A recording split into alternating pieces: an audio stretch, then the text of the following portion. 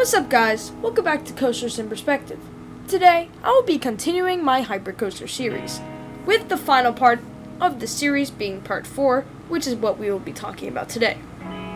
In this part 4 of this series, we will be ranking every single manufacturer by their Hypercoaster portfolio. If you haven't seen the previous videos in this series, I go over each manufacturer's hyper roller coasters. Of course, not every manufacturer makes hyper roller coasters, but I included all of them that were relevant. There are 7 relevant hyper roller coaster manufacturers. You have, obviously, B&M, Mack Rides, Intamin, Togo, Morgan, Giovanola, and Aerodynamics. Today, we will be ranking every manufacturer by their hypercoaster portfolio. Now, I'm kind of disappointed to say this, but in last place, we have Aerodynamics. Now, don't get me wrong, Aerodynamics, their hypercoasters do look like fun rides, but they just can't compete with the other hypercoasters in the market. Yeah, and another factor for this is their small portfolio of kind of rough and janky rides. And I feel like the only Aerodynamics hyper roller coaster that gets a little bit of praise is Magnum XL 200. But everything about Desperado at Buffalo Bills and the Pepsi Max Big One has all been negative. So I had no choice but to put it in last place. Barely edging out Aerodynamics, we have Giovanola.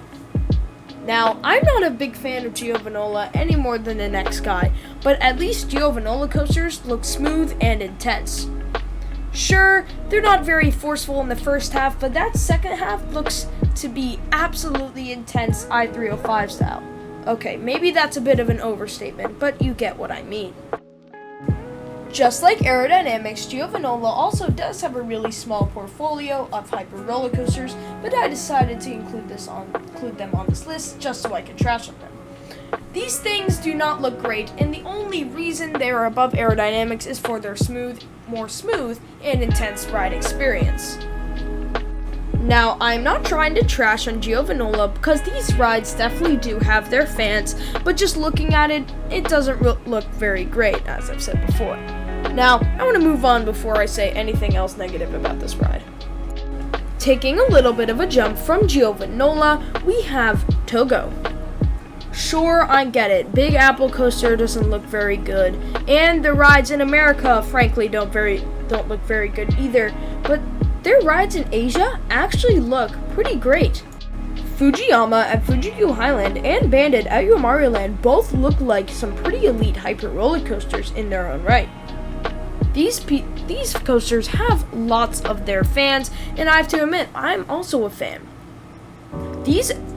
Togo edges out Giovanola and Aerodynamics because they just have more good rides than bad. Hypercoaster speaking. Now, taking a pretty big jump from Togo, we have the one and only Mack Rides. Though there are only a few Mack Rides hyper roller coasters, they all look like elite rides in their own right. Flash at Lua Adventure is the footage that I'm showing right now. Looks like an elite hyper roller coaster. This roller coaster looks to have an amazing first drop and a masterful layout. Same said with the clone of it at Land of Legends, just called Hyper Roller Coaster. And don't even get me started on DC Rivals. DC Rivals looks to be easily the best Mack hyper roller coaster and one of the best hyper roller coasters in the world, if not the best. DC Rivals alone would put Mack higher on this list, but the only reason they're at number 4 is their small collection of hyper roller coasters. Now, coming in at number 3, just barely edging out Mack Rides, we have Morgan. I put Morgan over Mack Rides because they have a much larger collection of hyper roller coasters, and none of them are really bad rides. Of course, you get Mamba, Wild Thing, and Steel Force, which are all okay, but then you have the elite tier of Morgan hypercoasters. Some elite Morgan hypers include Steel Eel at SeaWorld San Antonio, Superman El Ultimo Escape at Six Flags Mexico, and of course the one and only Phantom's Revenge at Kennywood.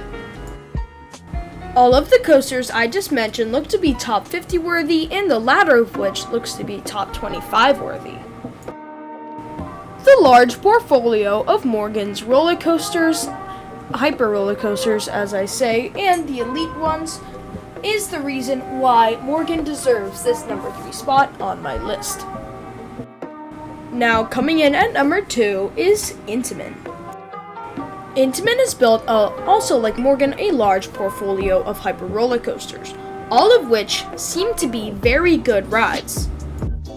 Intamin has produced some amazing hyper roller coasters such as Superman, Ride of Steel at Six Flags America, Ride of Steel at Six Flags Darien Lake, the well-rounded and well-regarded Superman the Ride at Six Flags New England, and the world-famous Hyperion at Energylandia.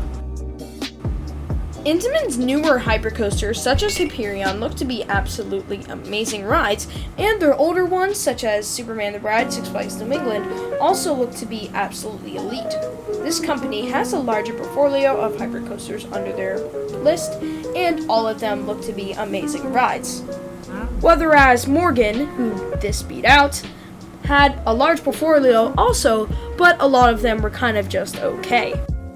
With all that being said, it's time to unveil our number 1 spot.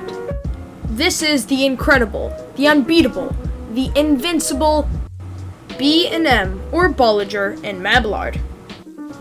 B&M easily takes the cake for number 1 spot of this list for their massive portfolio of hyper roller coasters, and with all of them being absolutely elite rides. Sure, you have the ones lower on their list like Apollo's Chariot at Busch Gardens Williamsburg, but then you have rides like Mako at SeaWorld Orlando and Shambhala at PortAventura. The latter of which looks to be one of the best hyper roller coasters in the world, with its unique turnaround, amazing airtime moments, and unique layouts.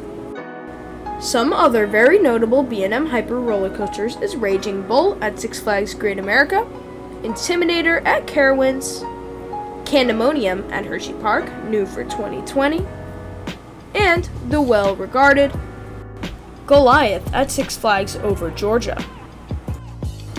So with that being said, I think that pretty much wraps up my list on ranking all the manufacturers by their hypercoaster market. I really hope you enjoyed this video because I had a really fun time making it. So what do you think of my list? Please let me know in the comments section down below. And make sure to like, comment, and subscribe. And I'll see you guys in the next video. Peace.